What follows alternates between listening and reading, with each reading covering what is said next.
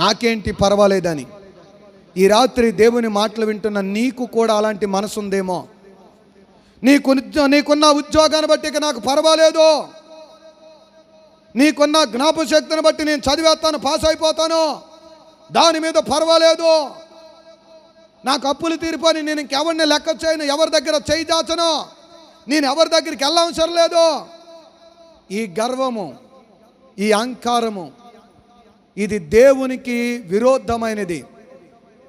ఎప్పుడూ కూడా నీ మనసులో ఇంత గర్వం అనేది నీ మనసులోనికి రావడానికి వీలు లేదు.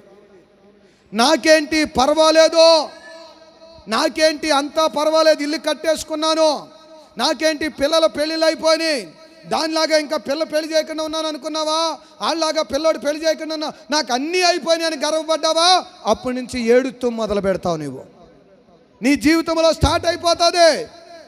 ఎప్పుడు నీలో గర్వం పెరిగిందో అప్పుడే నీలోనికి పతనం అనేది స్టార్ట్ అవుతుంది నీ జీవితంలో.